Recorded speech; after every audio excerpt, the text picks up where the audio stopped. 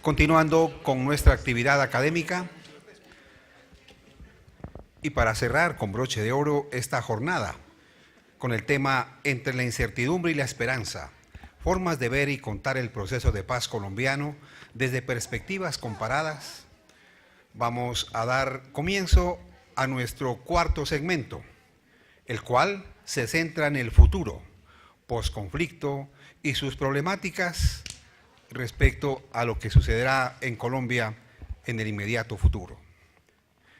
Hará de moderadora la profesora Ángela Rodríguez Bergé.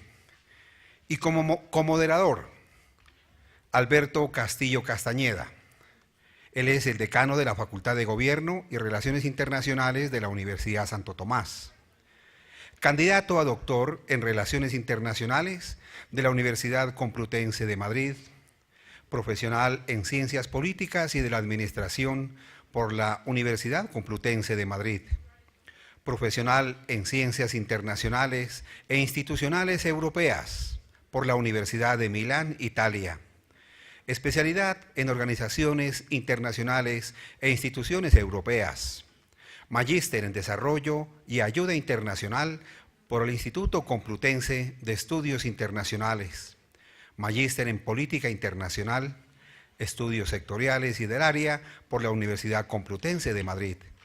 Es director académico y de investigación del Instituto de Altos Estudios Europeos de Madrid. Ha dictado cursos, publicado artículos y colaborado en diversos proyectos de investigación en Europa y América Latina, en áreas de cooperación, desarrollo, paz, seguridad y estudios regionales. Le acompañarán los siguientes panelistas. General en retiro, Jairo Delgado. Brigadier general en uso de buen retiro de la Policía Nacional de Colombia. Administrador policial y de seguridad integral, especializado en inteligencia estratégica y análisis de inteligencia, con un diplomado en geopolítica y relaciones internacionales contemporáneas de la Universidad del Rosario. Adelantó estudios de alta gerencia en la Universidad de los Andes y en el Instituto de Altos Estudios Empresariales, donde realizó el curso para presidentes de empresa. Egresado del curso general de investigación de la Academia del Federal Bureau of Investigation, FBI, de Estados Unidos, y con estudios de licenciatura en estupefacientes de la Universidad Católica de Salta y la Gendarmería Argentina en Buenos Aires. Desde 2009 es director de análisis del Observatorio de Política y Estrategia de América Latina del Instituto de Ciencia Política Hernán Echavarría Olózaga. Nicolás Botero, profesional en Relaciones Internacionales y Estudios Políticos, candidato a maestría en Asuntos Internacionales de la Universidad Externado de Colombia. Ha trabajado como consultor en el sector académico y político. Actualmente se desempeña como profesor catedrático de Historia y Teoría de las Relaciones Internacionales y Política Colombia Contemporánea en la Universidad de La Sabana. Elías Eliades, cónsul honorario de Chipre en Colombia y fue embajador de Chipre en Colombia. Profesor de Relaciones Internacionales de la Universidad Javeriana.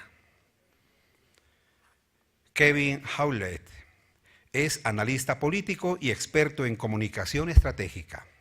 Lleva 10 años dirigiendo campañas de lobby y asesorando políticos en el manejo de imagen.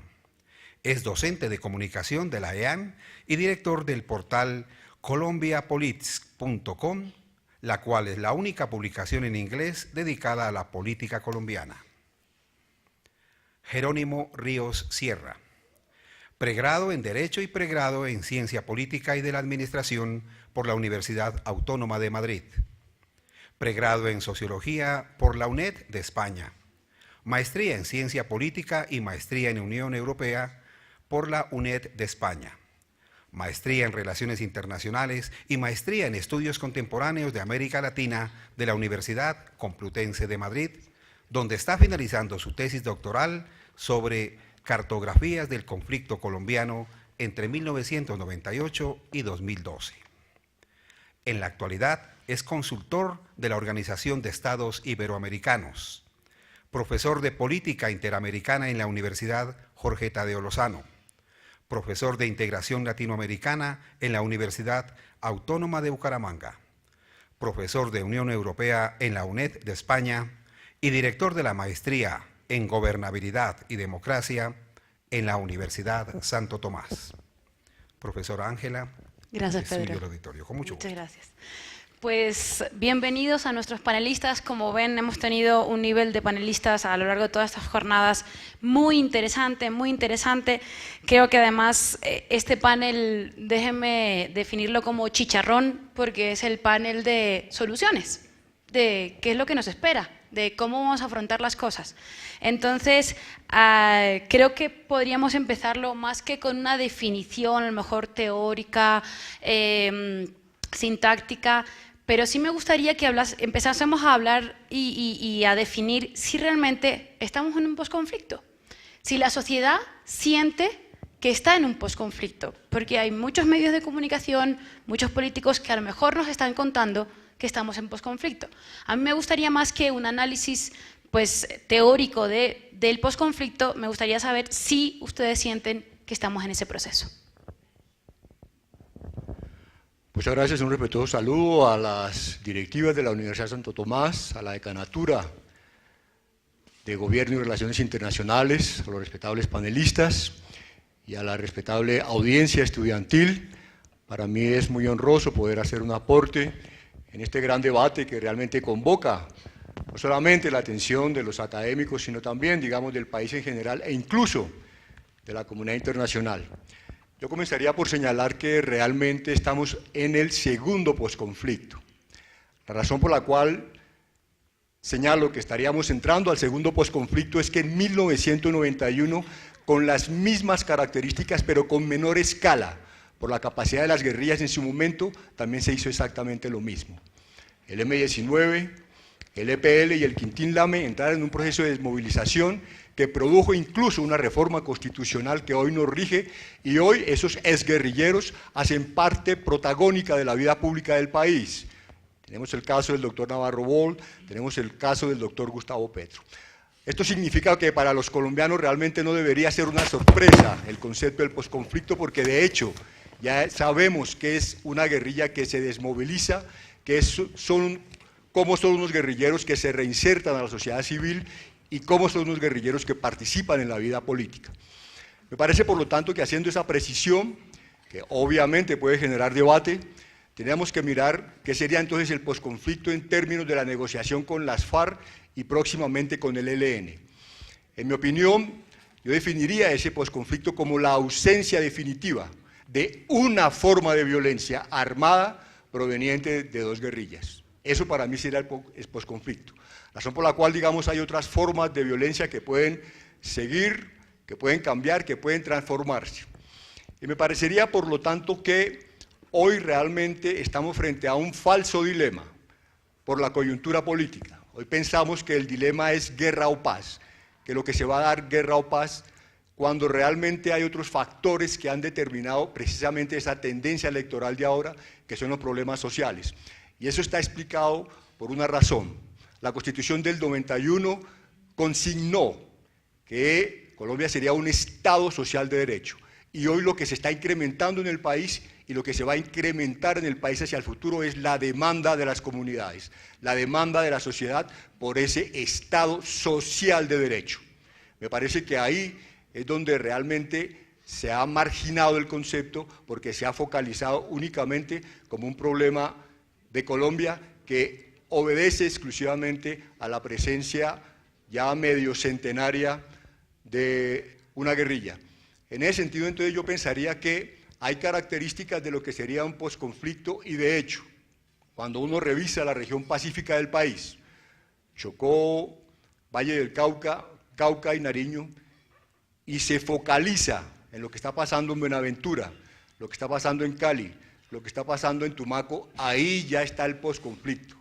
La fotografía del posconflicto es vigente para los colombianos. Ahí se conjugan los problemas sociales, se conjugan los problemas de criminalidad, se conjugan los problemas de fusión de la criminalidad. Ahí hay alianzas entre la FARC y las bandas criminales por el narcotráfico, que es una de las nuevas amenazas que probablemente afectarían ese ámbito del posconflicto.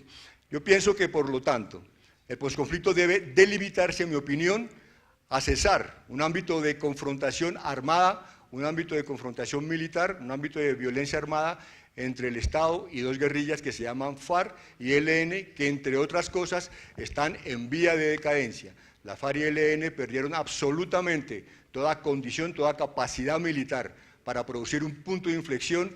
Pensar que ellos se van a tomar el poder es absolutamente falso, y la decadencia militar de la FARC y el ELN es irreversible, es irrecuperable. Por eso hoy hacen lo que hacen por tratar de recuperar espacio político y social.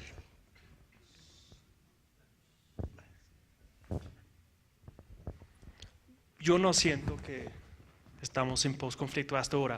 Creo que sí tiene algunas características de un posconflicto, pero pensando en el caso que más he visto, que es en mi propio país, en el Reino Unido, estamos viviendo allá en un posconflicto. Los actores que antes eran guerrilleros ahora son políticos. Llevan 10 años, más que 10 años de políticos. Y hemos visto en Irlanda del Norte un crecimiento económico impresionante durante estos 10 años.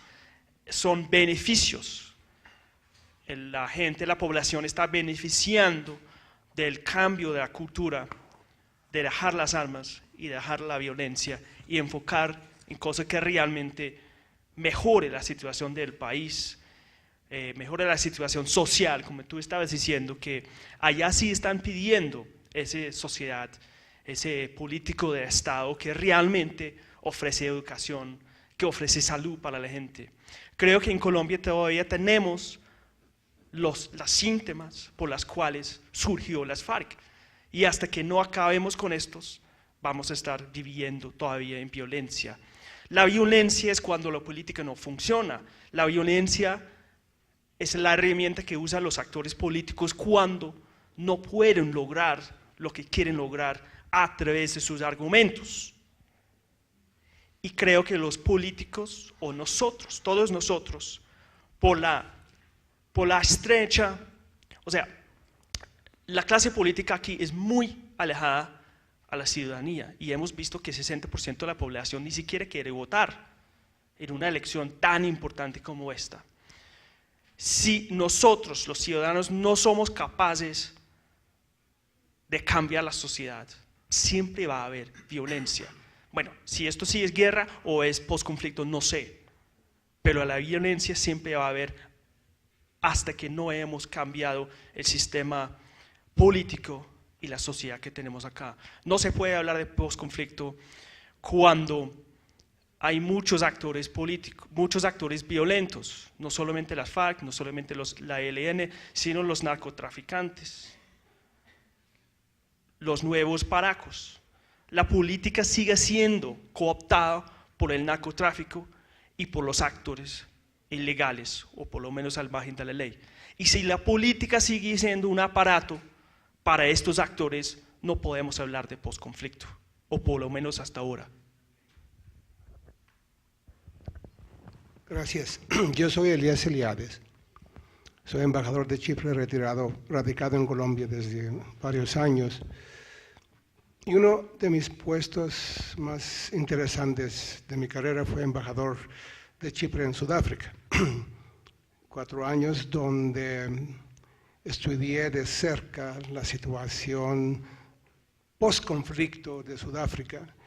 Y es más, yo conocí al entonces vicepresidente de Colombia, Francisco Santos, cuando realizó una visita a Pretoria, y el motivo de su viaje era para aprender lecciones que podía dar Sudáfrica a Colombia con ese conflicto, aunque diferente, porque el conflicto de Sudáfrica fue un conflicto racial. Una minoría blanca oprimía a la mayoría negra varias décadas e imponía por la ley la discriminación racial, la así llamada apartheid.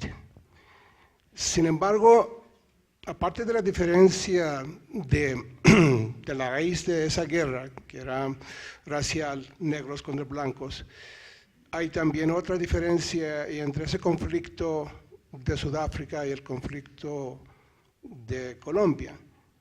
En ese conflicto se sentaron en la mesa a negociar después de haber dejado las armas, después de haber declarado una tregua.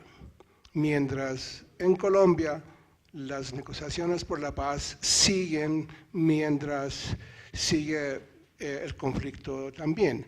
Todos conocemos las razones.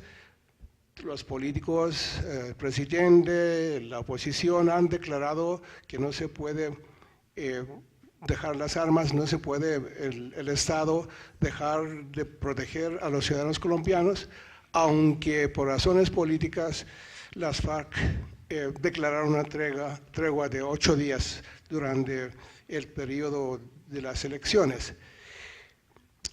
¿Qué pasó en Sudáfrica? En Sudáfrica fue una comisión de la verdad y de la reconciliación, y se hizo algo muy inaudito, muy único, que solamente se hizo en otro país, el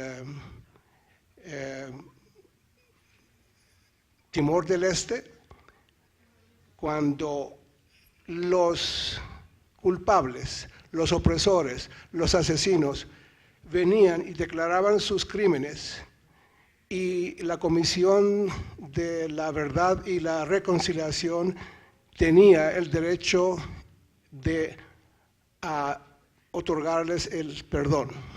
Claro, es algo que fue muy controvertido y no fue aceptado por mucha gente en Sudáfrica.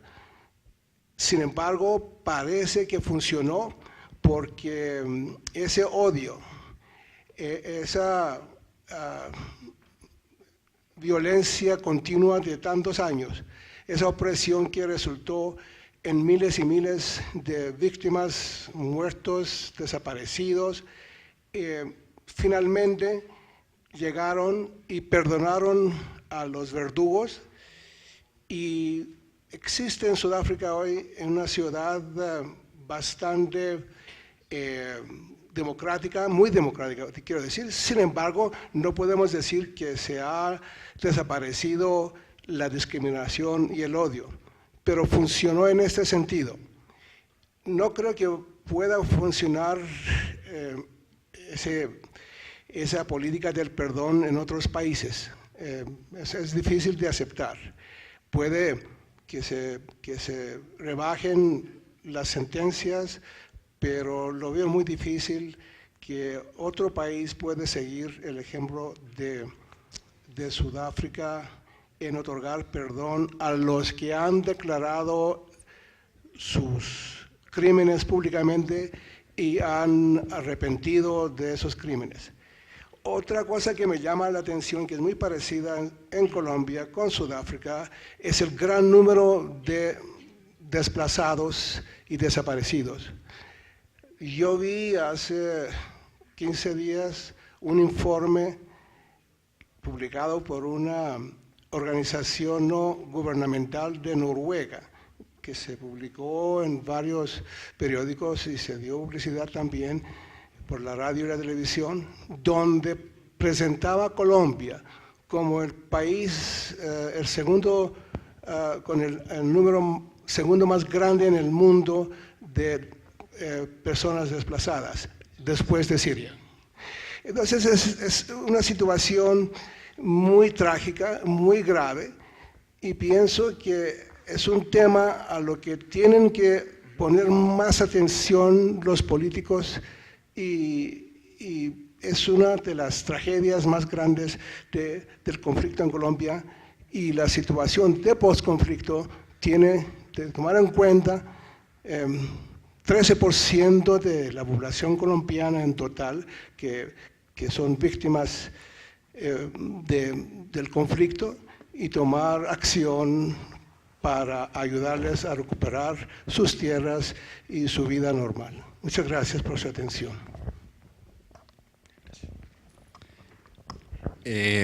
Bueno, buenas tardes a todos.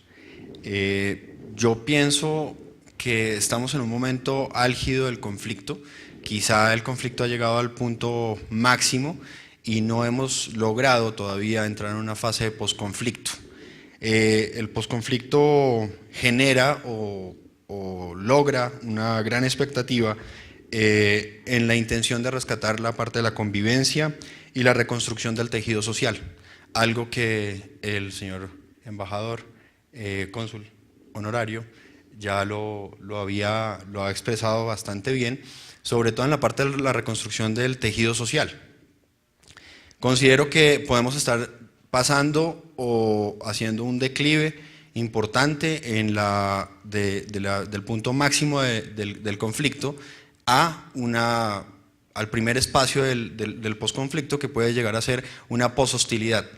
La necesidad en que las dos partes enfrentadas realizan o se dan cuenta que ya no hay nada más por qué luchar, no hay nada más por qué enfrentarse, ya no hay ningún otro punto de discusión, por decirlo así, y genera de una u otra manera el momento de insertar o entrar en una fase de diálogo que puede demorarse poco tiempo, como era lo esperado aparentemente con este grupo de las FARC, y que pues ya ha dado los resultados.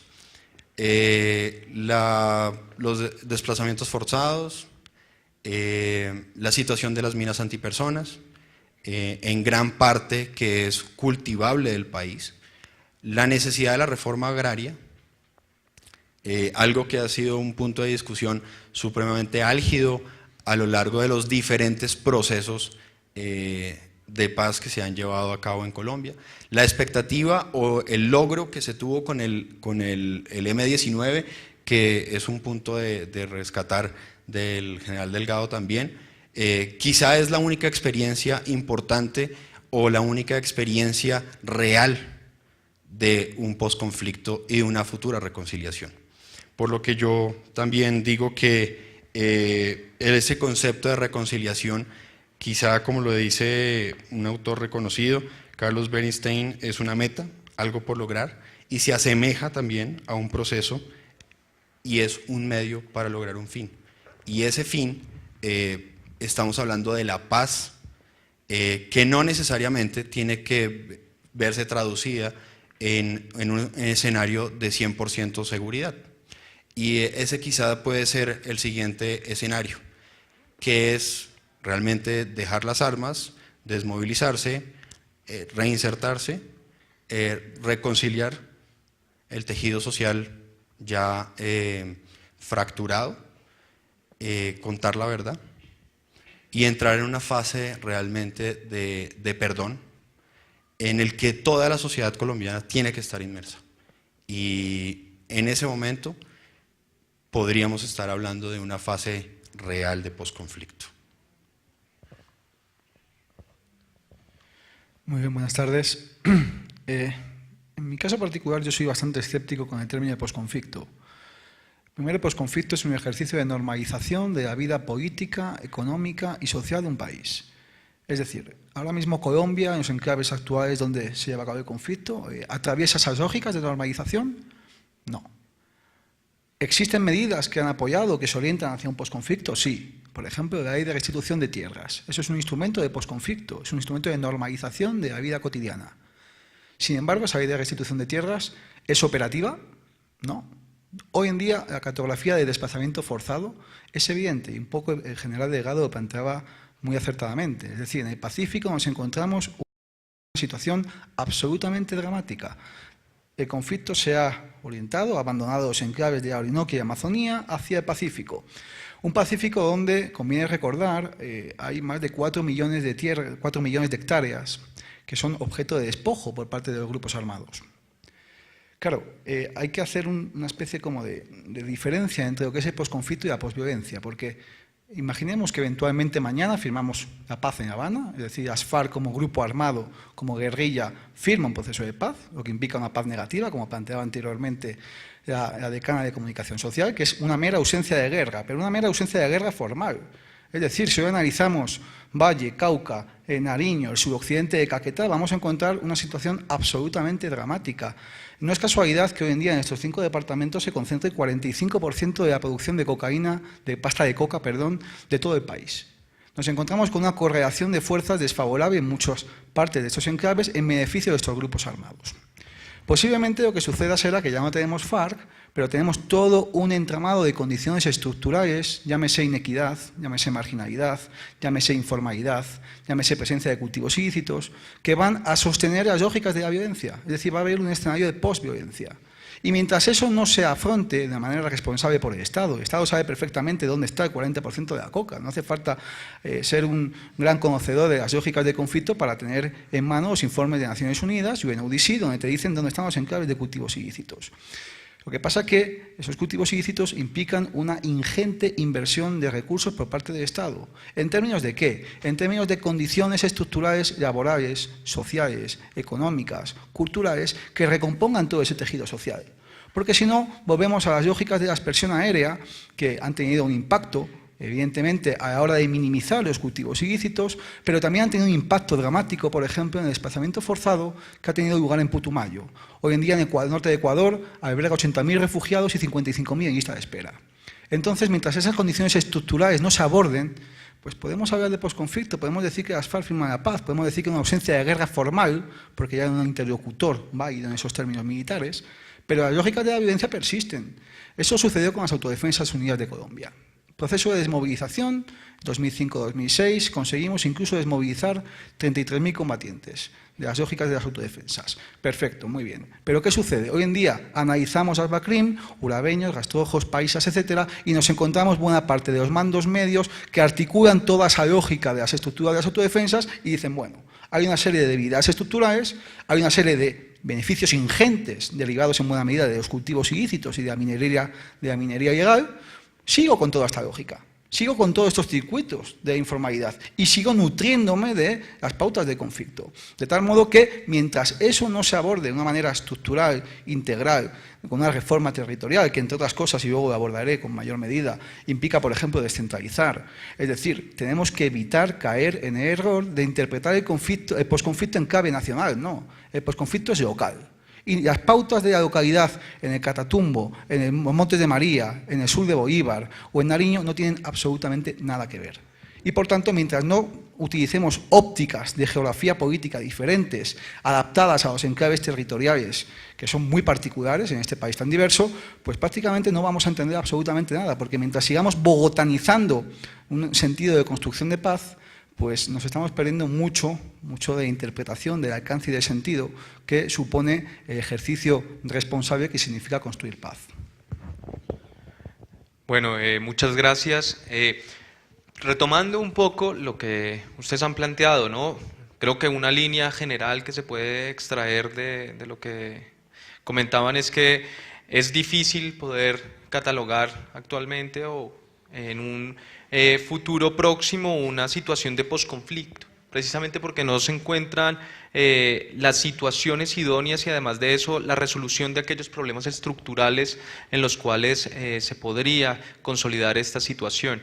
Y esto me lleva, además de eso, retomando la última intervención del profesor Ríos, me lleva a considerar que en la centralidad en las cuales se diseñan las políticas públicas colombianas con el ánimo de apalear aquellos problemas, ¿no?, del conflicto actual y tomando en consideración esa necesidad de descentralizar la resolución de los problemas, ¿cuáles son, en el modo de ver de ustedes, Y creo que aquí podemos encontrar diferencias marcadas en cuáles son los problemas estructurales que a mediano plazo el gobierno colombiano tendría que ver. Hay personas que dicen, no, lo primero que tenemos que hacer es reformar el sistema de seguridad. Es decir, tenemos que cambiar la lógica de seguridad que existe actualmente. Otra cuestión es acabar con la corrupción, acabar con la desigualdad, dar un crecimiento a las regiones colombianas, que la participación ciudadana sea activa y que tenga pues voz y voto, no simplemente cada 4 años, sino a lo largo de todo el proceso democrático y consolidación de políticas públicas. Según ustedes, ¿cuál podría ser y cuál es el primer paso que tiene que dar el gobierno precisamente para, dado que no podemos catalogar el posconflicto, para consolidar ese posconflicto? Bueno, muy claramente, la corrupción es una forma de violencia. También es la inequidad, es una forma de violencia, es una opresión de la otra persona. Hay que empezar con estos temas. La educación, ¿cómo podemos formar una sociedad donde no haya educación gratuita o por lo menos pública de calidad, que no llega a todos los pueblos? La guerrilla surgió por una falta de democracia, por una persecución de cierta forma, y ellos siguen con el argumento de que no hay una forma de entrar en la política. Si la democracia, si no cambiamos el sistema de democracia acá, vamos a seguir con la corrupción, con la falta de educación, con todos esos elementos que estamos viviendo. La mermelada es una forma de violencia, la mermelada es parte de la violencia. Estamos dando apoyo a los señores por allá en la costa que no los quiero mencionar aquí, pero son actores violentos y el mismo gobierno está patrocinándolos.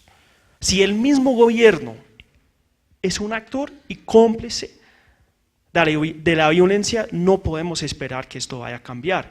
El gobierno que habla de la paz, pero monta una guerra sucia, no tiene coherencia. Tenemos que cambiar la forma en que hagamos la democracia aquí. Si es más participativa, si tengamos nosotros más poder, sí podemos cambiar las cosas. El gobierno tiene que hacer las reformas que realmente afectan a la sociedad, no afecta a los bolsillos de la clase gobernante. Si no cambiamos esto, no vamos a poder cambiar la corrupción, no vamos a poder cambiar el sistema de educación. Porque en este momento los gobernantes, los políticos, no tienen que responder a nosotros, no tienen por qué rendir cuentas a ninguno de nosotros, y menos en el Congreso. Si aquí estamos hablando todavía del voto amarrado, qué vergüenza. Hay diferencia entre voto de opinión y el voto amarrado. Yo no entendía esa cosa antes de venir acá. El voto amarrado es una forma de violencia, ¿sí? Está atacando a nuestros derechos de la democracia. Si no cambiamos totalmente el sistema de democracia aquí, si no seamos más involucrados en el proceso democrático de este país, vamos a seguir con la violencia, pero con diferentes actores, lamentablemente, con diferentes actores. Entonces tenemos que empezar desde el base y cambiar totalmente el sistema de democracia. Ahora, ¿cómo lo vamos a hacer? Pues yo no tengo la más mínima idea, sino que busco otros países exitosos donde sí ha sobrevivido la democracia y la separación de poderes. ¿Cómo se puede? Estuvimos hablando en el último panel de los medios de comunicación. ¿Cómo se puede formar la opinión pública sin los medios de comunicación, que deberían ser los que vigilan a los políticos, son los mismos? Los medios de comunicación no son actores distintos a los políticos, sino son actores políticos, son de la misma familia. Pertenece a Santos o a Uribe o quien esté en el poder. Colombia nunca ha tenido una democracia verdadera, qué pena decirlo. Dicen que Colombia tiene la democracia más larga de toda América Latina, pero se olvidan de la dictadura, se olvidan del Frente Nacional. Esto no es una democracia. Cambiar el turno no es una democracia. Viene de todo eso, la corrupción, de esto de cambiar los puestos. Yo soy el gobernante, voy a llegar y coloco mis amigos y mis amigos y mis amigos y mis amigos y ya. Esto no es crear un Estado. La política del Estado en Colombia no existe, es una política personalizada por caudillos o por personas que llegan allá solamente porque son delfines, hijos de no sé quiéncito. Esto no es la política. No estoy diciendo que aquí es lo peor de los peores. Aquí vamos bien comparado a muchos países, pero queremos más, creo que queremos más. Y si queremos acabar con la corrupción y con toda la inequidad que tenemos en este país, tenemos que volver a pensar en participar en las elecciones, por favor. 60% de las personas no votaron, es una vergüenza nacional. Debería ser una vergüenza nacional, asqueroso, que ni siquiera fueran capaces de hacerle la casa y votar, pero por Dios, había opciones. Ahora, que son buenos, no estoy diciendo que son buenas necesariamente, pero si los ciudadanos no tomen la responsabilidad, van a seguir con el gobierno dictando lo que pasa en este país. Un gobierno corrupto y antidemocrático tiene como cómplices los ciudadanos. Entonces es cosa de nosotros, de toda la sociedad. La cultura colombiana tiene que cambiarse para que haya paz y posconflicto en este país.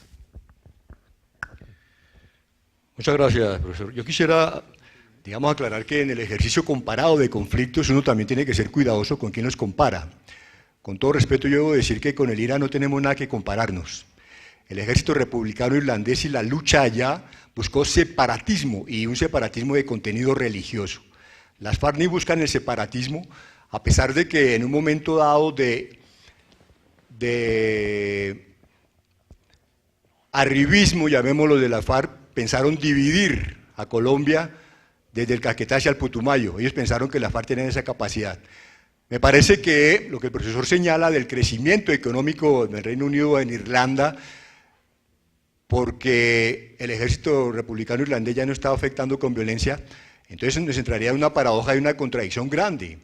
Hoy desde el gobierno se están diciendo que Colombia es uno de los países que económicamente está creciendo más y es reconocido internacionalmente, está por encima del 4%, que se ha reducido el desempleo y que superamos ya más de 2 millones de nuevos empleos. Es decir, si hay FARC o no hay FARC, eso ha sido absolutamente marginal. Lo que debemos ser conscientes es que hoy las FARC están absolutamente más marginadas de esa realidad. A mí me parece que a los colombianos se nos ha ido generando desde cierta, digamos, óptica, perspectiva internacional, un complejo. El Latinobarómetro señala que Brasil ha tenido momentos de abstención electoral de más de cercanos al 37%. Es decir, nos ha superado a nosotros. Y entonces las garotiñas se tienen que sentir desgraciadas. Ronaldinho tiene que sentirse desgraciado por esa abstención electoral. ¿Y por qué entonces los colombianos sí tenemos que sentirnos desgraciados? Lo que pasa es que obviamente hay una cultura electoral. Nosotros somos un país que venimos de una violencia que generaron dos partidos, los del trapo rojo y los del trapo azul. Y desde ese momento se afectó y se creó una cultura electoral. Eso es, pero pensar que por una coyuntura, entonces nos vamos a ir al abismo y nos estamos desgarrando las vestiduras, dice que abstención altísima, fueron 13.200.000. 13.200.000, más o menos la segunda vuelta del 2010 entre Santos y Mocus fueron 13.200.000. Y ahí se desgarraron las vestiduras. Yo pienso que hay que saber hacer estas comparaciones. Y el otro aspecto que yo veo es que para mí el elemento de comparación mejor que se puede hacer es el del conflicto en El Salvador. Ese sí es parecido, ese sí es exactamente igual. El FMLN pensó, actuó exactamente a las FARC. ¿Qué es El Salvador hoy? El Salvador hoy, después de 20 años del acuerdo de Chapultepec, hace parte del triángulo norte más violento del mundo. Está conformado por El Salvador, por Guatemala y Honduras. ¿De qué sirvió? Ese es el posconflicto. Ese es el posconflicto. Entonces me parece que esas miradas hay que hacerlas un poco más afinadamente. Alguien, el señor cónsul honorario, nos habló de Chipre, de la Comisión de la Verdad. Ese es el problema con las FARC.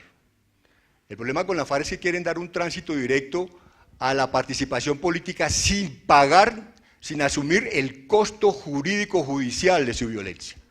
Y eso es lo que tienen que decir los colombianos. El dilema correcto, que me parece que el dilema falso entre paz y guerra debe ser entre paz y forma de negociación. Ese es el dilema correcto. Yo creo que todos los colombianos queremos la paz. ¿Cuál es el modelo de negociación? ¿Y qué es lo que vamos a aceptar?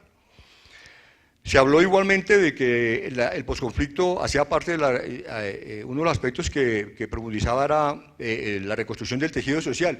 El gobierno ya está reparando las víctimas en lo social y en lo económico. Si las FARC quieren, bienvenidas. Si las FARC no quieren, eso se va a seguir haciendo. Esa es la angustia de las FARC hoy. Por eso es el discurso permanente. Las FARC saben que no tienen base política, que no tienen base social. Eso es su angustia. La angustia de las FARC es recuperar lo que nunca pudieron hacer, porque la lógica de las FARC fue siempre tomarse el poder por la vía armada. Nunca pensaron en que necesitaba una base política, y eso se demostró en el Caguán. En el Caguán las FARC atendieron cerca de 29.000 personas de sindicatos, del World Trade Center, de la prensa internacional, religiosos, políticos, presidentes. El presidente de Nicaragua fue y condecoró a Manuel Marulanda. ¿Y qué pasó? ¿Y qué pasó? Es decir, la sociedad civil estuvo allá.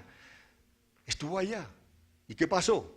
Eran las lógicas. La FARC en ese momento pensaba que tenía el poder militar para llegar al poder. Ellos no pensaron nunca que necesitaba una base política, que es su angustia. Y eso es lo que están haciendo en el Catatumbo. En el Catatumbo tienen el laboratorio experimental más grande de acción social y política de las FARC. Hoy descubrieron que necesitaban cambiar el fusil por votos. Curiosamente, mire esta zanahoria que nos dieron en 8 días. Las FARC y el ELN se unen, dicen que vamos a darles una semana de zanahoria a los colombianos. Quiero decirles que desde Belisario Betancur, César Gaviria, Samper, el mismo Juan Manuel Santos, Álvaro Uribe, todos fueron elegidos sin ningún cese de hostilidades. ¿Pasó algo? ¿Se acabó la democracia en Colombia? ¿Las FARC fueron capaces de acabar la democracia? ¿No pudimos elegir un presidente democráticamente? Yo pienso que nosotros tenemos que salir un poquito del complejo en que nos han metido y mirar la realidad un poco con esa óptica. Otro profesor hablaba de las lógicas de la violencia, que eso me parece que sí es razonable. Es decir, por eso yo señalo que el fin del conflicto es la ausencia definitiva de la violencia que generan la FARC y el ELN, con ellos es que están negociando. Las otras formas de violencia van a seguir. Buenaventura es el ejemplo, Buenaventura es posconflicto, la foto del posconflicto está en Buenaventura. Corrupción política, Bacrín, FARC Unidas, narcotráfico, criminalidad, desplazamiento, todo es Buenaventura. El que quiera estudiar qué es el posconflicto de Colombia, váyase para Buenaventura, por ejemplo. Finalmente, el profesor nos reta a decir, bueno, ¿y cuáles son los problemas estructurales que entonces habría que cambiar? Yo pienso que indudablemente el Estado colombiano es muy débil institucionalmente en las regiones. Cuando uno revisa, por ejemplo, el tema de regalías, y usted constata que la Suiza colombiana de regalías, que es Casanare, después de recibir billones de pesos en regalías, entra en una fase de sequía mortal, y descubren que no tienen acueducto. Eso es lo que hay que cambiar. Eso con las FARC o sin las FARC hay que hacerlo, hay que cambiarlo. Vamos a esperar que Iván Márquez nos diga lo que hay que hacer. Eso es lo que estamos nosotros esperando en este momento, que Timochenko y Iván Márquez nos digan, mire, lo que ustedes tienen que hacer es esto, querido gobierno. Esto sí es una vergüenza para un país. Muchas gracias.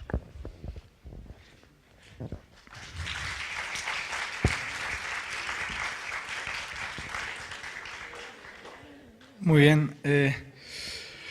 Una de las reformas fundamentales que tiene que afrontar Colombia es un proceso de descentralización. O sea, absolutamente imprescindible. Ustedes crecen mucho, ustedes son un país de referencia en América Latina, pero se presentan a OCDE y lo primero que les dice a OCDE es: son un país absolutamente descentralizado. Es decir, Constitución de 1991, donde se aboga por la descentralización administrativa, cualquier indicador de CAF, Naciones Unidas, cualquier observador que aborde los procesos de descentralización y empoderamiento regional, da cuenta de que en Colombia el artículo 298 que ustedes tienen en la Constitución no vale para absolutamente nada, pudiendo servir para todo. Es decir, ese mandato constitucional por el cual los departamentos asumen todas las responsabilidades para proveer el desarrollo económico y social de sus territorios. Eso es todo y es nada. Es todo porque permitiría al país empoderar regiones, controlar problemas como el de la corrupción, controlar problemas como el que planteaba el general Delgado, pero es nada porque, uno, no hay transferencia de competencias, es decir, no hay capacidad de los departamentos y municipios para, por ejemplo, gestionar agricultura, ganadería, políticas laborales, minería, comercio, turismo, etc. Es decir, competencias que ni mucho menos son las competencias que son parámetros de estados federales. No, no, cualquier proceso de mínima descentralización incorpora una transferencia de competencias, incorpora una transferencia de recursos. Colombia adolece de un fuerte desequilibrio tanto vertical como horizontal. De cada 100 pesos que se recaudan en este país, 85 son para la nación, 5 para Bogotá, 5 para los departamentos, todos los departamentos, y 5 para todos los municipios. Ahora, explíquenme ustedes cómo se gestiona así el posconflicto si estamos diciendo que el posconflicto es local. Es imposible. Explíquenme entonces también cómo es posible abordar un posconflicto si estamos en un estado que es profundamente o adolece de un profundo desequilibrio horizontal, donde cada vez los países, los departamentos del centro y los departamentos de la periferia adolecen de mayores fracturas. En 1991, por ejemplo, un ciudadano de cualquier departamento de frontera percibía 1.800.000 pesos al año menos que un ciudadano de un departamento de centro, Boyacá, Cundinamarca, Huila, Tolima, etc. Hoy en día estamos en 4.800.000. Nos encontramos que en cuanto a cobertura, en cuanto a sanidad, educación primaria, secundaria, etc., hay una brecha que se mantiene prácticamente inalterada de 14-15 puntos. Nos encontramos con una circunstancia en la cual además se periferializa el conflicto porque las FARC se marginalizan y empiezan a ocupar otros enclaves territoriales. Si no hay un proceso de descentralización territorial, es imposible abordar cualquier tipo de construcción de paz. Entonces, tenemos que empezar como un punto fundamental, descentralizar, desbogotanizar la política, desbogotanizar la comprensión de los problemas de Colombia, que son muy diferentes en virtud de dónde nos encontremos. Mientras eso no sea posible, pues prácticamente vamos a seguir hablando de lo mismo, es decir, haciendo recomendaciones desde Bogotá, pero con una inelasticidad por parte de los departamentos y municipios para poder asumir responsabilidades, asumirlas de manera eficiente con los recursos pertinentes y, por tanto, dependiendo de que Bogotá sea la que estira ese brazo paquidérmico a horas y horas de distancia a solucionar los problemas. Porque, claro, hay que evitar también perversiones. A veces se dice, no, es que los departamentos y los municipios son corruptos y por eso no se descentraliza. No, todo lo contrario.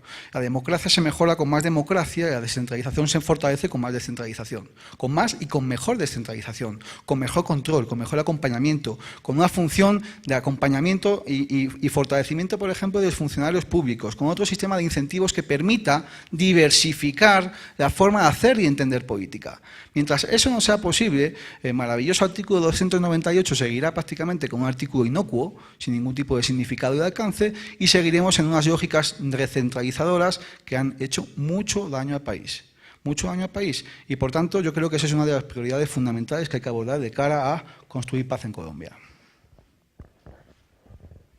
Yo quisiera hacer una observación que el hecho que 60% de los votantes colombianos no fueron a votar significa que no es solamente que necesitamos una reforma agraria, sino también necesitamos una reforma política, del sistema político. El sistema político no está funcionando.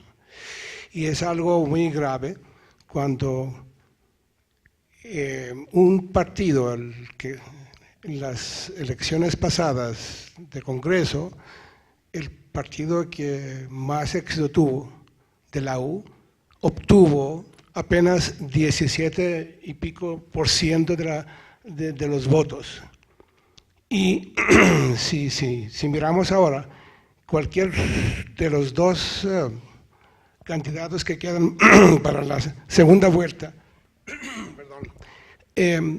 si se obtiene otra vez una votación de 37-40% y obtiene 25% de los votantes, va a decir que solamente tiene el apoyo de una cuarta parte de la población de Colombia. Entonces, ¿cómo puede ser un presidente, un gobierno representativo con tanta poca participación política de los ciudadanos. Es algo que me problematiza y que lo pongo aquí para la discusión. Gracias. Y en cuanto a las siguientes reformas que tendríamos que afrontar, sería una de las más importantes, y es la reforma a la justicia.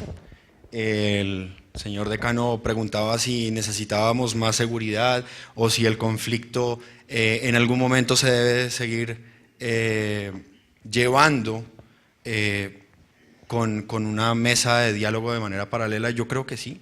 Yo creo que en momentos de tensiones, en un conflicto, para pasar a la fase de una poshostilidad, cuando ya no hay nada más que hacer o no hay otra dimensión a la que el grupo armado, al margen de la ley, realmente tenga ese punto de encuentro, es el momento en el que la parte de la institución o la institucionalidad del Estado es lo suficientemente estable para dar el paso a una conversación de paz y a una situación de posconflicto. La situación que hablaban en el panel anterior, a mí me parece que el papel de los medios de comunicación acá es también fundamental en la comparación con otros tipos de conflictos. Ya lo hacía el general Delgado, y me parece que la desinformación en la ciudadanía y en el pueblo colombiano realmente de lo que pasa y de cuáles son las dinámicas del conflicto interno, generan realmente la centralización de la información, como lo decía Jerónimo, y ahí juega un papel fundamental y preponderante los medios de comunicación.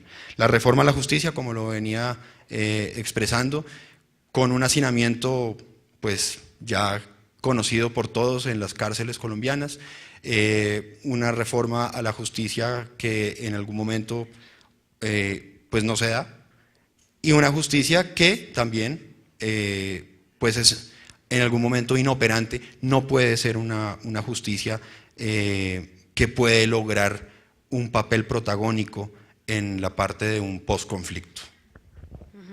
Ayer, si recuerdan, en el documental, y justo lo comentaba don Elías, decía don Elías, la paz para mí es una cosa y para usted es otra. No sé si recuerdan ese momento.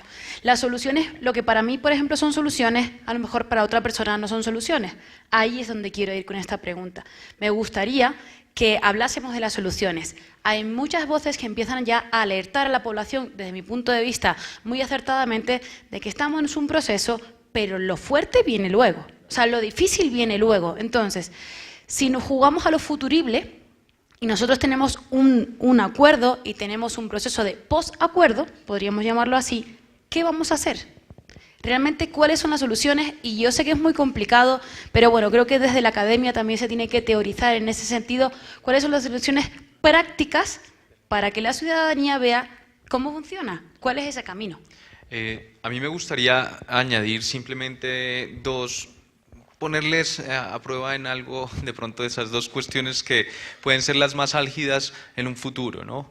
Nosotros hemos visto que una de las cuestiones que se ha planteado es la descentralización de las resoluciones, ¿no? Y Colombia ha sido un país que ha gastado muchísimo en términos porcentuales de su PIB en el ámbito de la defensa, de las Fuerzas Armadas, ¿no? ¿Qué vamos a hacer? Tenemos que descentralizar también esas funciones de darle autonomía a las regiones en términos de seguridad.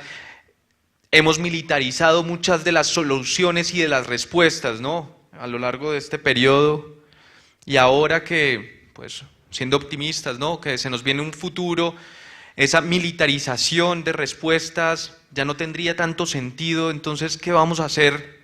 Precisamente vamos a darle más juego a la policía, darles competencias descentralizadas en regiones, vamos a darles, pues, cómo hacerlo, ¿no? Y otra cuestión que me gustaría plantear precisamente en esa lógica es, bueno, en Centroamérica se dijo, la cuestión de la resolución, los insurgentes pasaron de ser insurgentes a ser parte de las fuerzas públicas. Además de eso, nosotros estamos preparados, por ejemplo, para un escenario de este tipo, que pasen los insurgentes de ser marginados legalmente a ser miembros de los cuerpos oficiales de seguridad del Estado, y además de eso, también a una posible participación política. Ahí lo dejo dos, también ustedes pueden añadir las que consideren pertinentes, ¿no? Bueno, pero para que nos divertamos un poco al argumentar, así que adelante. Muchas gracias. Yo pensaría que, aprendiendo nuevamente la lección de Salvador después de Chapultepec, casi que a los primeros 5 o 7 años, la gran desilusión del acuerdo de paz es que no tenían institucionalidad para implementar los acuerdos. Hicieron verdaderos libros gordos de petete de los acuerdos. Y hasta hoy, incluso hoy, después de 20 años, siguen los debates de lo que no se ha podido implementar, que quedó firmado en los acuerdos. En los temas de seguridad hay un elemento importante, y es que ellos pensaron, por ejemplo, que desmilitarizar era solamente etiquetar, en el caso de ellos, la Policía Nacional como Policía Nacional Civil, y con eso pensaron que resolvían el problema. Lo que produjeron fue el debilitamiento más grande de la seguridad, de la institucionalidad en seguridad pública en El Salvador, y hoy tiene que ser el estamento militar el que ocupe esos espacios de debilitamiento. Y ese es un riesgo que se puede correr aquí en Colombia, porque me parece a mí que algo que hay que evitar, porque un posconflicto realmente, al menos en los primeros 5 años, o probablemente en los primeros 10 años, es muy en caliente. Todavía están vivas muchas cosas que hay que decantar.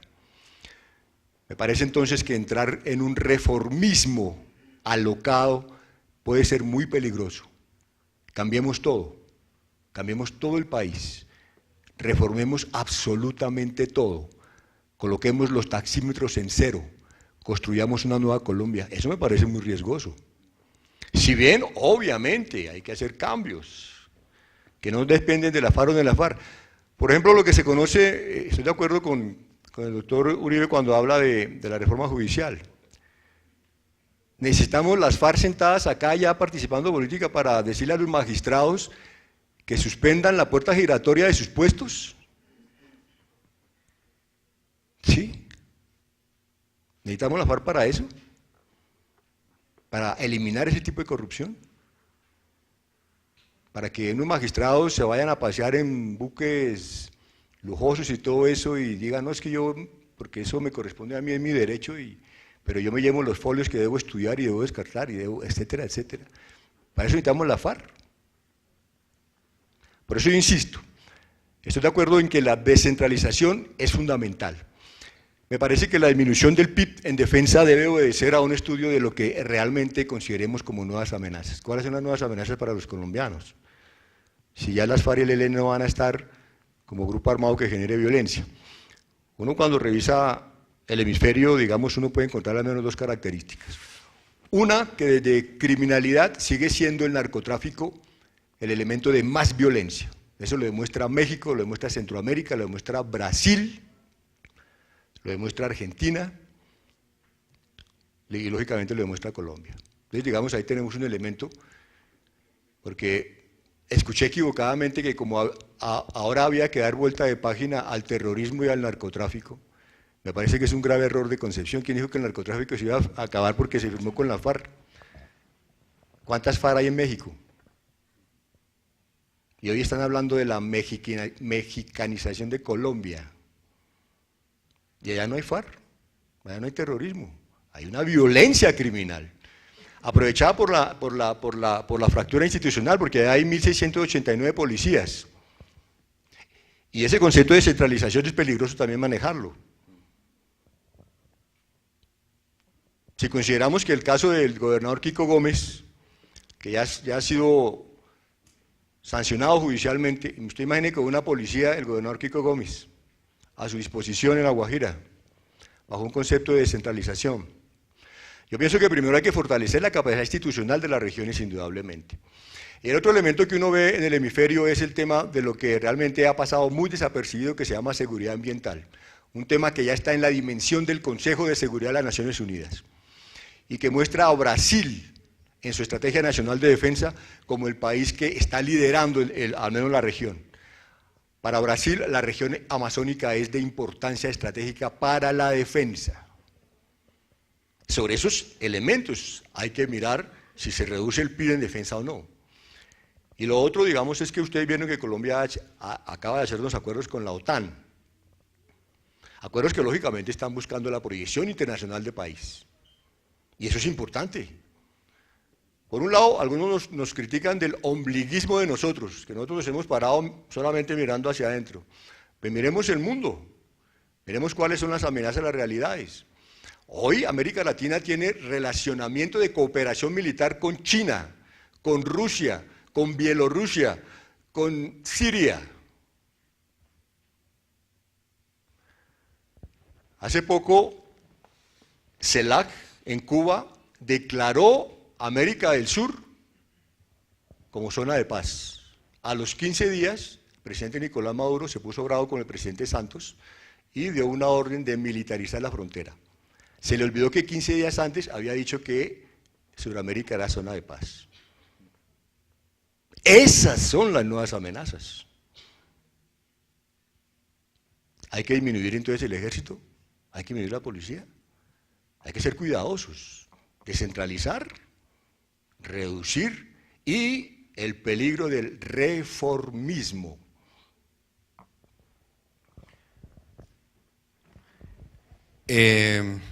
En cuanto a la visión que ya expone el general y la pregunta del decano, la reforma al Ministerio de Defensa ya se dio durante el ministerio de la doctora Marta Lucía Ramírez, y yo creo que en esa necesidad de llegar a etapas reales de posconflicto, quizá la fuerza pública o fuerzas militares en su totalidad no pueden en este momento, la institución no puede darse el lujo de bajar el presupuesto de defensa y de seguridad, no solamente por las nuevas amenazas que son muy parecidas a las de México, sino que hoy en día trasladamos esos tipos de problemas a la seguridad pública. Y la seguridad pública realmente son la seguridad ciudadana, la seguridad y la convivencia ciudadana. Si bien es cierto, Colombia ya no es uno de los principales productores de cocaína del mundo y de exportadores, pues hoy somos un país consumidor. Y eso genera dinámicas totalmente diferentes, un microtráfico acelerado, una autonomía que se necesita para ciertas regiones, una reforma a la justicia que también tiene que llegar a las regiones más alejadas del país, en donde el Estado no ha, pues en los últimos años, quizá ha aumentado su presencia, pero que antes no la tenía. Por lo tanto, en un momento y en una fase de posconflicto, yo sí creo pertinente el papel de las fuerzas militares y de la fuerza de policía, porque la fuerza de policía también va a hacer ese acompañamiento de convivencia ciudadana. Y es ahí, en realidad, donde vamos a empezar a sentir o a vivir lo que puede llegar a ser el posconflicto de una manera lógica, acertada y quizá desde un punto de vista positivo y propositivo para la seguridad y la convivencia. Sí, concuerdo con eso. Yo no bajaría el presupuesto de los militares, sino bajaría el presupuesto de la corrupción. 9 billones de pesos al año se gasta en mermelada y cosas de esas, que es no otra cosa que la corrupción. Si somos capaces de invertir esa plata en justicia o en educación, si vamos bien, bueno, acabar con la corrupción y mejorar la justicia. ¿Cómo así que una persona que roba, cuando era 2 barras de jet, está ahora en la cárcel? Pero que hay otras personas como Samuel Moreno, que robó, yo no sé cuántos billones y billones y billones de pesos y no pasa absolutamente nada. Esto no es nada serio. ¿Cómo así que podemos tener un sistema de justicia eso? Si yo quiero, con tanta impunidad en el país, vamos a ver siguiendo viendo corrupción, vamos a ver siguiendo viendo todos los problemas de robos. O sea, en este país supuestamente, sabes que si robas como una cosa como menos de $1.000.000 de pesos, supuestamente la policía dice, no, esto no es un delito. Entonces no lo vamos a investigar, no vamos a invertir la plata en esto. Hay que empezar como empezó en Nueva York, 0 tolerancia frente a los criminales. Este país y esta ciudad es una ciudad supremamente golpeada por la delincuencia comunal. ¿Y por qué? Porque la policía aquí no sirve. La policía, qué pena decirlo, el ejército puede ser muy bien, pero a la policía le falta de gestión, le falta de entrenamiento. Pues yo solamente veo la policía, qué pena decirlo, yo solamente veo la policía allá en sus calles, chateando en Facebook, chateando con sus novias, chismoseando. Andan en grupos de 6, 7, 8 policías. ¿Qué es esto? En Inglaterra andan 2 policías y vigilan toda la cuadra. Ahí es perfecto para nada. Pero podemos cambiar totalmente la estructura de la policía, exigir más de la policía. Y vuelvo, insisto, esto es cosa de nosotros, los ciudadanos.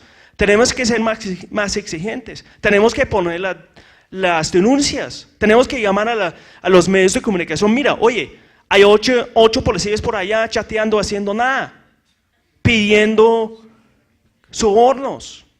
Y tenemos que acabar de darles sobornos. Somos también responsables de este país, todos, ¿sí? Bueno, entonces me parece que la justicia y la corrupción, acabamos con esto y vamos bien. Pero sí, eso requiere un esfuerzo muy bien.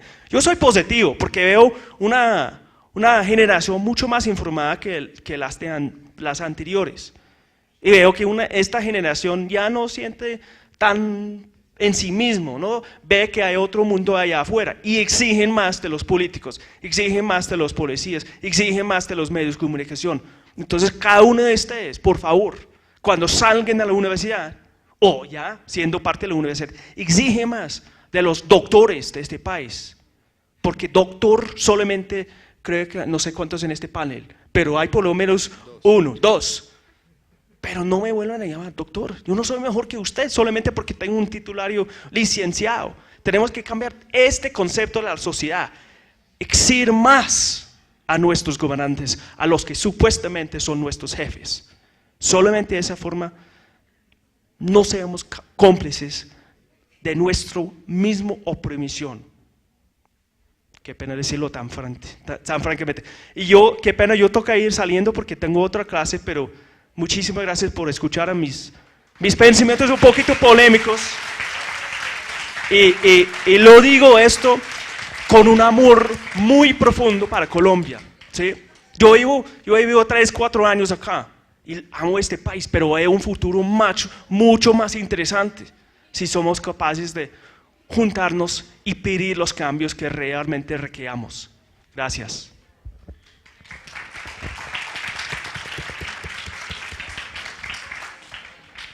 Una de las reformas que de una u otra manera necesita la policía, estoy de acuerdo con Kevin, si bien es cierto, necesita también aumentar el pie de fuerza en las ciudades y en los municipios, para que realmente se le pueda no solamente exigir, sino combatir el crimen organizado, que es lo que en parte está golpeando muy fuerte.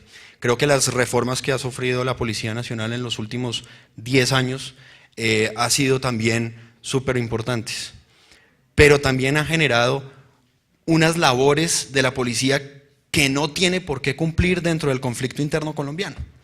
Entonces, eso ha generado otras dinámicas totalmente diferentes. Entonces, obviamente, la comparación de la policía de Londres, la videovigilancia que tiene Londres, la necesidad de hacer ese seguimiento por medio de la videovigilancia, logra unas dinámicas de seguridad y de defensa de la misma ciudadanía totalmente diferentes. Entonces, quizá el aumento de pie de fuerza la redistribución quizá de esos dineros al interior de la institución, y obviamente lo que necesitaríamos ver en la parte del posconflicto es que la policía no cumpla labores en algún momento que no tendría por qué cumplir dentro de las dinámicas del conflicto. Entonces, en ese momento, considero yo que podríamos tener realmente una seguridad pública mucho más fuerte, una seguridad y una convivencia ciudadana que logre, como decía al principio, restablecer ese tejido social y lograr esa convivencia armónica que necesitará de una u otra manera el posconflicto.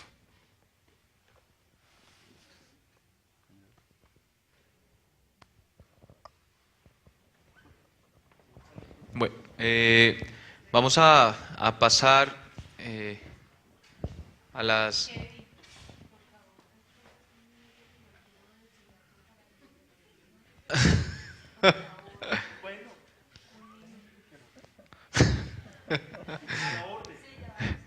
Bueno, pasamos a las preguntas. Ay, no. Más bien hacemos las preguntas rápidas, hacemos un circuito directo y así procedemos. Así que, por favor.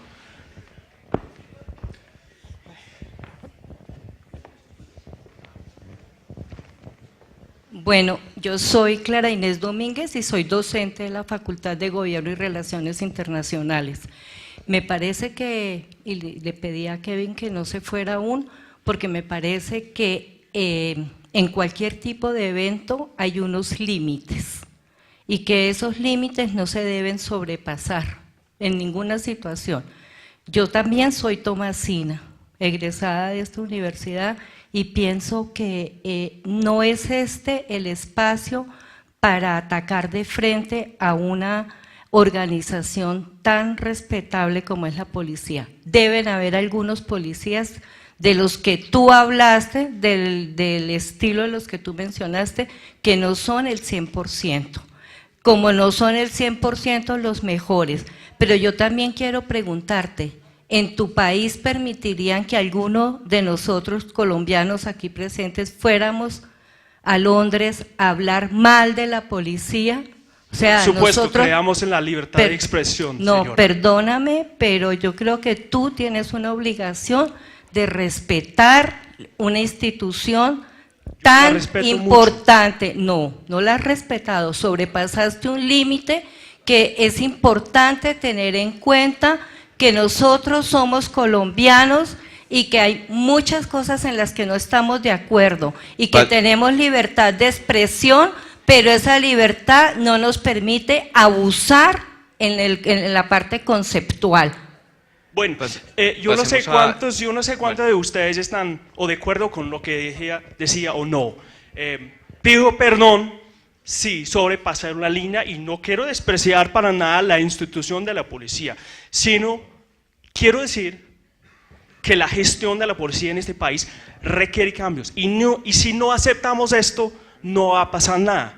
Entonces, yo no creo que esto despreciando para nada la institución, sino los que sí aceptan sobornos. Y si no aceptamos que la policía, si no creamos que la policía acepta sobornos, somos muy ingenios, porque sí lo aceptan. Este evento no está hecho. Vamos a ver, un momento que vamos con más preguntas. Lo único que quiero aclarar simplemente que dentro del panel también se encuentran investigadores de la Escuela de Guerra, profesores, embajadores, generales, es decir, creo el general es de la policía. Este evento no es para juzgar a la policía. No estamos juzgando, pero la academia es absolutamente el lugar donde el debate debe ser frentero, debe ser abierto. Tenemos que decir, respetuoso. Usted no me está respetando a mí. Respetuoso. Bueno. Pasamos a otra intervención. Libertad de expresión, tenemos que luchar por eso. Gracias.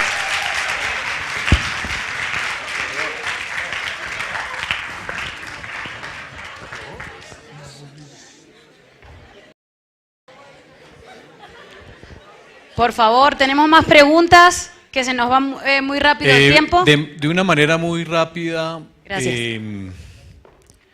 Entre ayer y hoy hemos planteado cerca de 300 recomendaciones de lo que debe hacer el país para salir adelante. Esas 300 recomendaciones, si las miramos desde el enfoque sistémico que se planteaba el día de ayer, son prácticamente imposibles de ser realizadas. Y con esto yo quiero preguntarles a ustedes dos, en su criterio, cuáles son el peso de dos categorías que me han parecido un tanto ausentes del debate. La primera, la categoría de Estado fallido. O sea, estamos hablando de una sociedad, de un Estado en primer lugar capturado, que no cumple con la función pública. Es un Estado capturado tanto por dinámicas burocráticas como por organizaciones criminales, los que se roban los 10 billones de pesos cada año, tema 1. Y tema 2, el peso de una élite criminal en donde el narcotráfico y las propias FARC son el resultado de una configuración histórica en donde la élite opta como práctica política y social por un comportamiento criminal. Creo que son dos elementos importantes porque todas las recomendaciones que se han hecho ayer y hoy son imposibles, o sea, tanto a nivel prescriptivo, el análisis que se acaba de hacer sobre la policía, pues bueno, o sea, eso es otro debate, pero son tantas prescripciones de lo que deberíamos hacer para hacer una nación decente que creo que eso es prácticamente imposible poderlas cumplir. ¿Tenemos alguna otra pregunta? Y así, ¿alguna pregunta del público, por favor? ¿No? Andrea. Sí, atrás hay una pregunta importante, Andrea.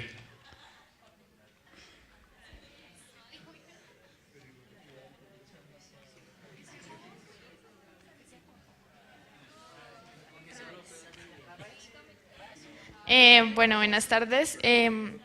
Nosotros estos 2 días, bueno, ustedes han planteado muchas cosas del posconflicto, pero quería preguntarles, ¿ustedes personalmente están preparados para un posconflicto? De llegar a ver a las FARC en el Congreso, de llegar a darles un voto y de perdonarlos realmente. Gracias, muchas gracias. Quiero recordar al público que yo entiendo que muchas veces se quedan con muchas preguntas en la cabeza, pero que tengan en cuenta que el problema es una cuestión de tiempo, es una cuestión de limitaciones. Estoy segura que a nosotros también y a los panelistas le quedan muchas dudas por resolver, pero que evidentemente el tiempo es el que es, ¿no? Bueno, digamos que históricamente Colombia, frente al concepto de Estado fallido, tuvo desde la comunidad internacional ese señalamiento durante el gobierno del presidente Samper, en donde se considera que fue una campaña financiada por el cartel de Cali. Y desde ahí entiendo yo lo complementario de la pregunta de la famosa élite criminal. Entonces, si uno une Estado fallido más gobierno de Samper, ahí está el concepto y está cuál sería la élite criminal. Sin embargo, esa élite criminal hoy tiene influencia. Hoy en la campaña política el samperismo está vigente. ¿A quién está apoyando el samperismo? Y en esa perspectiva, ¿a quién está apoyando entonces esa élite criminal? Si es lo que yo entiendo por la élite criminal. Y muy grave entonces, que esa élite criminal esté apoyando un candidato. Y, porque además quiero advertir algo. Yo pienso que cuando usted escucha que un candidato de los dos que pasaron no alcanzó los votos que quería porque dice que le faltaron afiches en Bogotá y porque no hubo la plata para mover los electores en ciertas regiones, eso es una élite criminal. ¿Quién dijo que el elector iba por afiches? Estoy hablando de lo que han dicho públicamente por las emisoras. Pero es que además hay algo más grave. El alcalde nuestro de Bogotá precisamente tuvo ese discurso, irse contra la élite criminal, contra la corrupción, contra los Samueles morenistas, élite criminal. Y hoy se le olvidó eso. Hoy se le olvidó eso. Se le olvidó tanto eso que Navarro, sangre de su sangre, viniendo del movimiento guerrillero, y el doctor Asprilla, sangre de su sangre, un hombre que me parece muy coherente intelectual, ideológicamente, tuvieron que separarse de él. ¿Cuál fue la respuesta de Petro? Lo de esa élite criminal. Entonces acaban los progresistas, voy a crear otro partido. Eso se llaman élites criminales para mí. Incoherentes, superfluas, interesadas en lo particular, no en el pueblo, sino en lo particular. Andrea, yo comencé mi charla diciendo que este sería el segundo posconflicto, razón por la cual yo ya viví el primer posconflicto. Desde 1991 estoy viviendo el primer posconflicto. He tenido la oportunidad de participar con Navarro Bol en foros, me he sentado en la mesa con él, no a agarrarnos a golpes, no a insultarnos, yo a respetarlo y a reconocerlo él como ciudadano, y él también a mí. Eso es un colombiano. Eso es, en el caso mío, un general de la policía. Muchas gracias.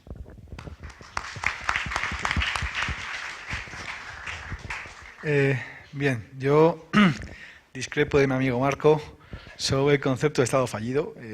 Creo que Colombia no es un Estado fallido. Si analizamos cualquier tipo de indicador, pues de la Fundación Fund for Peace, de Foreign Policy, la Escuela de Harvard, la Escuela de Uppsala, etcétera, Colombia ha salido entre el 97 y el 2001, está entre los 10 países con mayor impacto como Estado fallido, es decir, como un verdadero Estado donde la oposición desleal es capaz de desmoronar toda la institucionalidad del Estado, pero hoy en día Colombia no está presente en ninguno de esos indicadores.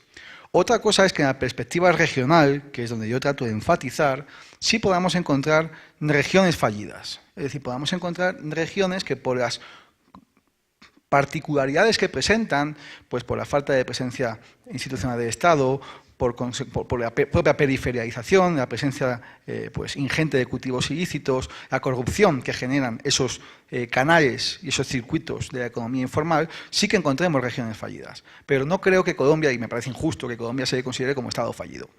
Respecto de la perspectiva sistémica, que también comparto contigo intelectualmente, que ya hemos discutido muchas veces, no creo que sea tan difícil incorporar muchas de las recomendaciones que se han hecho en estos paneles. Es decir, articular un proceso de empoderamiento de regiones, de descentralización territorial, de mayor y mejor redistribución de recursos, de mayor y mejor creación de igualdad de oportunidades, yo creo que es una cuestión de voluntad política. Entonces, es posible en la medida en que la voluntad política lo permita. Otra cosa es que hablemos de élites criminales que traten de evitar, que traten de cooptar, patrimonializar el Estado y, por tanto, entremos en barreras imposibles.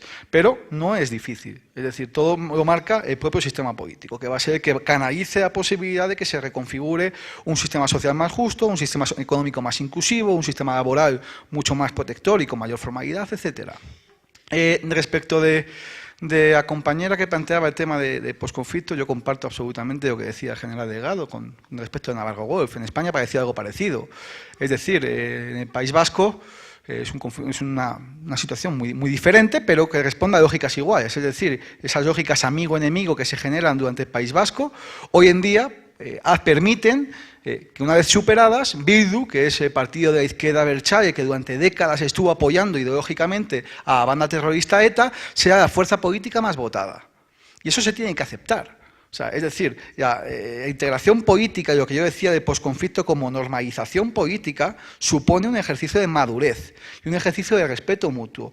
Y por tanto, esa nueva lógica de la democracia debe de permitir esa posibilidad de los que antes eran enemigos por las armas pasan a ser adversarios en la contienda electoral. Y por tanto, pues yo espero que la sociedad colombiana esté lo suficientemente preparada para abordar una situación en la cual pues, va a haber una serie de transformaciones de índole político, económico y social. Pero creo que para que se llegue a ese punto con plena coherencia y plena lógica, hay que resolver muchos puntos antes. Y uno, por ejemplo, es el de impunidad. Claro, es que cuando trabajamos el tema de impunidad, que reconocidos responsables de crímenes de esa humanidad pues pasen sin pena ni gloria a un espacio de mera integración política directa, pues no es que suponga un ejercicio de madurez, es que supone un ejercicio de prácticamente un insulto a las víctimas. Entonces, evidentemente yo soy el primero que quiere que exista un paso de la contienda por las armas a la integración política, perfecto, pero eso no se puede hacer a coste cero.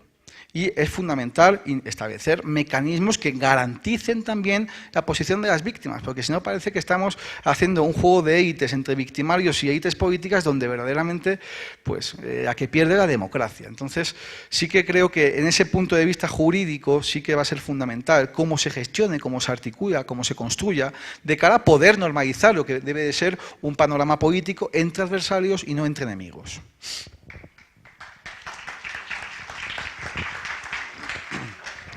Y yo uniría un poco las dos y respondería a la de estado fallido o colapsado con la visión que planteaba al principio el general. Durante el gobierno de Samper, el Estado estaba a puertas de ser declarado un estado fallido y viéndolo solamente desde el punto de vista de seguridad y de la defensa nacional, la repotencialización, el reentrenamiento de las fuerzas militares, la ocupación en la gran mayoría de los municipios y de los departamentos del país, pues logran realmente rescatar una visión jurídica y una seguridad jurídica y política, lo cual plantea un nuevo escenario que nos ha permitido de una u otra manera tener, como también lo había planteado el general hace algunos momentos, unas elecciones libres, una participación ciudadana, la posibilidad de que la economía se mueva, inversión en las regiones, que hace falta más, la infraestructura, por ejemplo, del país. Hoy adolece el país de una infraestructura real para poder cumplir con todos los requerimientos a nivel económico que se le plantean. Y con respecto a la pregunta de Andrea, pues yo pienso que el momento de del paso del posconflicto a lo que Andrea estaba planteando, que es casi ya el escenario de la reconciliación, yo creo que, y al principio del panel lo establecí, quizá el único elemento o la única visión clara de una posible reconciliación, que ya realmente el general aquí lo ha planteado, ha sido con el M-19. ¿Y eso qué genera o qué se necesita realmente para que podamos estar en ese escenario? Que las FARC y ahora el ELN, que entra en esta nueva fase del proceso, pues realmente cuente la verdad, desmovilice a los niños y las niñas de la guerra, entregue los mapas de la zona para hacer el desminado, permita que eso genere una cooperación internacional para lograr ello, que entregue el armamento completo, y lo último, que no sé si realmente fuera posible, que exista una cohesión. En algún momento se puede establecer que las FARC en este momento obedecen a una línea de mando. Entonces, esa línea de mando dentro de sus frentes, pues estaríamos entrando realmente en la fase de posconflicto y reconciliación, cuando la totalidad de los frentes de las FARC entreguen el armamento y hagan todo el proceso que se necesita también para reinsertarse a la vida civil, para restablecer el tejido social, para contar la verdad y para, obviamente, decirle a las víctimas qué ha pasado o qué fue lo que pasó y de quién fue la responsabilidad.